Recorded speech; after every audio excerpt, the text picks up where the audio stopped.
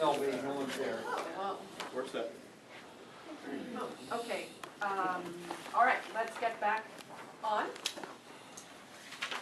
And do we have something to read, or what's the plan? Yeah, why don't I propose that we adopt the following changes to our current draft? Can you read the whole thing? All right, Does that need a second? I second. all right. Well, wait a minute, you should read it I first. should read it, then And Oh, then then we second. make a motion. There we All go. right. Let's get this right. John, you're always on top of it. Well, I've done this a bit. Dear Seattle City Council members, the Urban Forestry Commission is pleased to present the City Council with this preliminary assessment of the Department of Planning and Development's proposed tree regulations released July 14, 2010. Bold action is needed to achieve Seattle's tree canopy coverage goal of 30% by 2037. An updated and improved tree ordinance will be the primary tool to achieve that goal. As stated in Resolution 31138, Council requested DPD to, quote, submit a comprehensive set of regulations and incentives to limit the removal of trees and promote the retention and addition of trees within the City of Seattle on both private and public property, including city park land, end quote. To achieve the goal of the urban... You know what? Sorry, you know, I should have taken that park plan out. Okay. That was a mistake on the first draft. Sorry. Just get it out before I forget.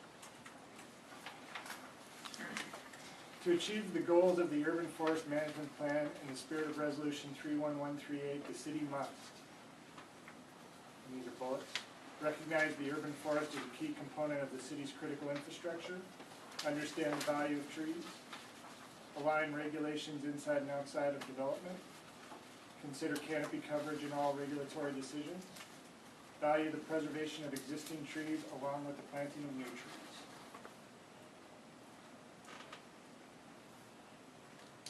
The Commission believes that the deregulatory nature of the proposed changes neither preserves nor enhances Seattle's urban forest, leaving it more vulnerable to attrition.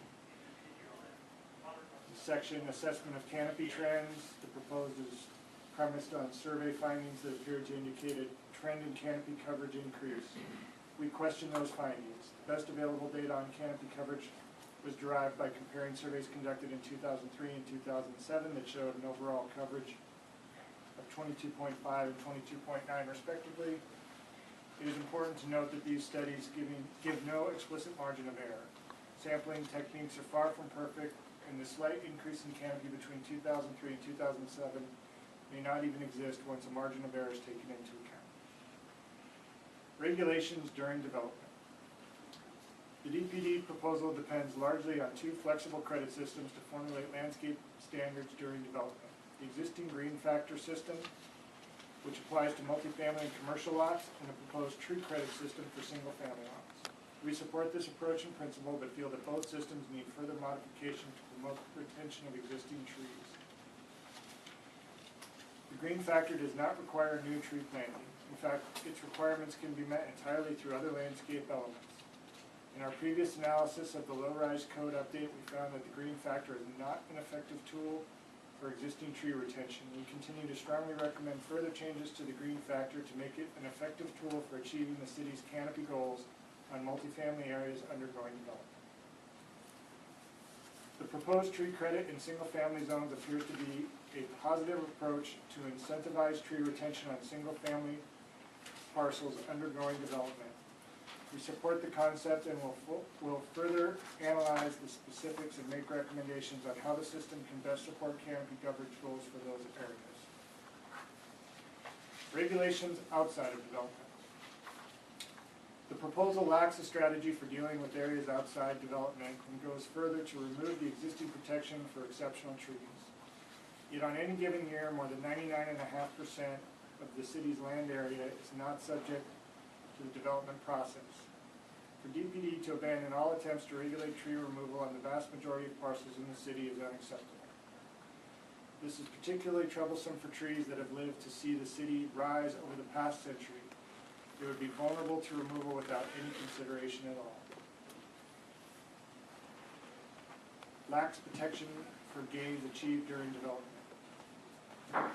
Combined, the green factor and the new incentives in the tree credit system could play a critical role in the canopy coverage over the next 50 to 100 years, but only if there are mechanisms in place to retain those gains after the development cycle is complete.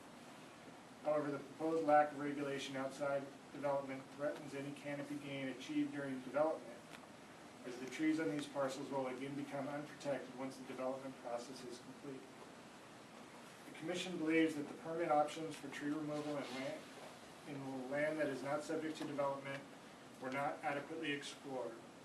Other cities in the region and across the country have effectively implemented permitting systems and created enforcement mechanisms that work.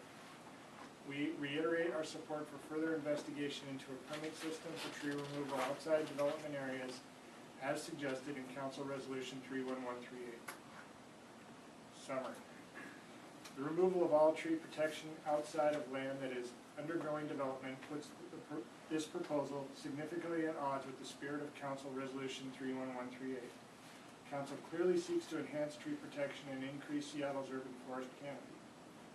In the coming months, the Urban Forestry Commission will make more specific recommendations on how this proposal can be strengthened. In particular, we will explore the addition of a system for permitting tree removal outside development and for recognizing the value of significant trees as an essential part of the city's public infrastructure. Thank you for the opportunity to provide this preliminary comment on DPD's new proposed tree regulation. We maintain that the public process outlined by DPD for the next several months should be inclusive of all interested parties and should be responsive to issues identified in that process.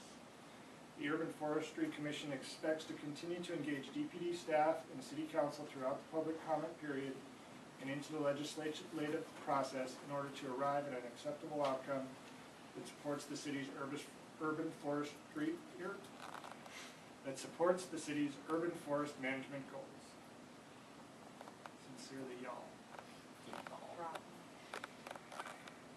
Do we have a second? That was Yeah. I would like to propose one slight amendment to that. We gotta second this first. Second, We gotta yes, adopt okay. these, and then there's a few Okay, things. I'll second. All in favor? Aye. Aye. All right. I'd like to propose one slight amendment. I noticed in hearing the section on the green factor read, it introduces by talking about it being tailored to promote existing trees. And then it closes talking about existing trees, but the middle sentence criticizes it for not requiring the planting of new trees. So I think we need to generalize that middle sentence, basically saying the green factor does not depend on trees at all. Let me read that sentence, or that paragraph, I think, is, the green factor does not require new tree planting. In fact, its requirements can If be you could met. start one sentence earlier, actually, it's part of what makes it a disconnect for me. Okay. The paragraph before ends with, we support this approach in principle, but feel that both systems, Yeah, so it says, yeah, exactly. Yeah. Okay, so we support this approach in principle, but feel that both systems need further modification to promote the retention of existing trees. And then it says the green factor does not require new tree planting. In fact, it's requirements to be met both other ways. So I would just suggest that the green factor, that we should say the green factor does not require trees at all. Okay. Oh, I second it. Oh, someone has to. Someone I else. second it. Okay, all in favor? Aye.